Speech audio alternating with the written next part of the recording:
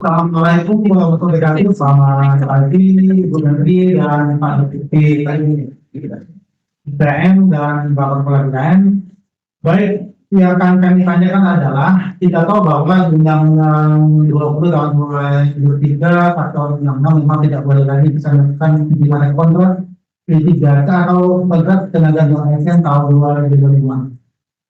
Tapi Ibu Menteri dan Pak Deputi yang akan menghormati, kita tahu bahwa secara statistik memang di setiap daerah kemudian itu masih ada tenaga non ASN dengan masa kerja di bawah 2 tahun. Dan memang sekarang memang mereka sangat dibutuhkan bed. Apalagi tenaga dulu, Pak Bu Menteri. Mereka panas di kenapa mereka selamanya bekerja dalam rangka menggantikan tugas-tugas para guru yang telah muncul. Dengan adalah bagaimana apa yang akan dilakukan dalam rangka untuk merekrut kembali para pegawai non ASN yang di bawah 2 tahun ini, karena mereka sangat dibutuhkan, apalagi para guru itu kalau memang tidak kita terpanjang di tahun 2025 ini mengakibatkan stagnasi dari sebagai pengajar yang ada di daerah. Dan apakah kita akan melakukan melalui PJLP, kemudian jasa lainnya persorangan. Itu adalah penyimpan tahun permen KKDP nomor 12 tahun 2003. Demikian Bu Menteri, Pak Abbas, kami butuh sekali kebijakan apa yang akan dilakukan tujuan kami di daerah karena waktu telah mendesak dan memang ini sangat dibutuhkan di daerah. Demikian Pak Deputi yang kami hormati. Terima kasih. Assalamualaikum warahmatullahi wabarakatuh. Assalamualaikum warahmatullahi wabarakatuh. Ya, terima kasih Bapak. Mungkin bisa langsung ditanggapi oleh Pak Abah. Mungkin tadi sudah sedikit dijelaskan bahwa non ASN yang kurang dari 2 tahun ya bagaimana penganggarannya di tahun 2025 nanti pasca seleksi P3K tahun 2024 ini selesai. Sedangkan tenaganya masih dibutuhkan gitu di masing-masing instansi. Silakan Pak Abah untuk menanggapi. Iya, baik, terima kasih izin Pak Deputi, Pak Armen. Jadi yang pertama tadi disampaikan Pak Soleh bahwa ini bukan mungkin ini ya Pak Deputi ya Pak Armen, bukan hanya di tempat Pak Soleh, ini tempat yang lain juga mungkin ada pertanyaan yang sama.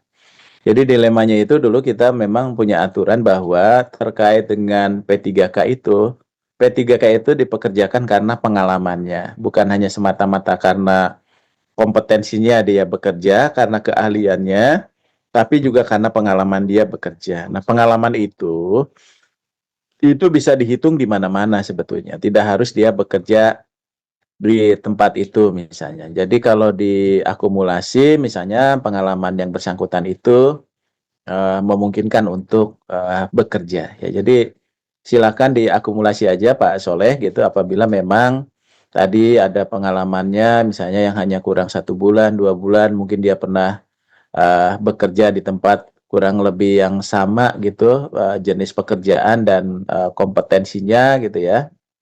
Mungkin nanti bisa dipertimbangkan juga ya.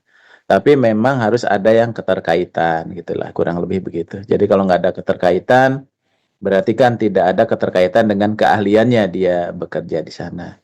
Nah, kemudian yang kedua nanti terkait dengan bagaimana apabila mereka tidak bisa masuk, kemudian penggajiannya seperti apa, kan gitu ya. Nah, oleh sebab itu nanti ngacu aja kepada surat Bu Menteri, tapi ada limitasi waktunya kan surat itu, sampai ke pengangkatan. Nah, oleh sebab itu nanti coba nanti kita lihat perkembangan untuk lebih lanjutnya. Karena aturan itu kan harus ada jelas limitasinya, siapa yang boleh, siapa yang tidak, kan sesungguhnya gitu Pak Armin ya. Ini kalau ini nanti kita bikin 1 tahun, ada yang kurang 1 tahun, kurang sebulan, ya. Gitu. Dibikin 11 bulan, ada yang 10 bulan. Itu nanti Pak Harman nggak pulang-pulang ke Sumatera Barat, gitu ya. Nah, oleh sebab itu, kalau menurut saya, ya nanti coba kita lihat ya konsekuensi dari sistem seleksi ini kan cukup terbuka ya. Artinya ruangnya itu sudah cukup besar. Tapi yang lebih penting adalah paling tidak sampaikan Pak Deputi tadi, kita menyelesaikan yang sisanya yang 300.000 sekian, itulah yang paling utama dulu. Kita beresin ya, sesuai dengan komitmen kita bagi mereka yang ada dalam database. Tapi memungkinkan juga tadi kalau memenuhi syarat dia daftar, paling kurang dia nanti jadi P3K paruh waktu. Yang penting kan jadi P3K sehingga tetap teman-teman bisa dibayar sesuai surat Bu Menteri, paling kurang dibayarnya melalui non belanja pegawai dari kegiatan gitu ya. Itu ya Pak Soleh ya. Makasih Mbak Fit. Disampaikan Pak Ya, tambahan. ya, terima kasih Mbak Vin. Jadi betul yang tadi disampaikan oleh Pak Deputi bahwa ini kan pada dasarnya yang tahu persis kebutuhan di masing-masing instansi itu kan adalah Bapak Ibu, Pak Sekda. Jadi kan kami tentu tidak tahu persis di apa itu sebabnya di bagaimana situasi sebenarnya yang ada di instansi Bapak Ibu. Walaupun memang dari sisi regulasi, dari sisi peraturan dari keputusan atau cara pengadaan calon aparatur sipil negara ini tadi sudah disampaikan oleh Pak Deputi SDMA bahwa memang diatur sekurang-kurangnya 2 tahun. Tapi kalau jabatan itu memang kemudian tidak ada dan sangat tergantung pada yang bersangkutan dan yang bersangkutan masih katakanlah baru bekerja, sudah bekerjanya baru 1 tahun 8 bulan misalnya, atau baru 1,5 tahun misalnya, ya di guru di daerah katakanlah di daerah 3T yang kita juga kemudian mengalami kesulitan untuk bisa mendapatkan guru di wilayah itu, dan karena prioritas kita adalah terutama untuk pelayanan dasar, guru dan tenaga kesehatan. Kalau kita kemudian langsung mengatakan tidak boleh, nanti akhirnya kan tidak ada yang mengajar di wilayah itu. Nah, yang akan menjadi korban tentu nanti adalah anak-anak kita di sana. Jadi untuk hal-hal yang seperti itu tentu karena seleksi administrasi itu adalah kewenangan Bapak Ibu di instansi. Sepanjang Bapak Ibu kemudian mengatakan bahwa ini diperlukan, maka tentu nanti yang bersangkutan akan diikutkan di dalam seleksi.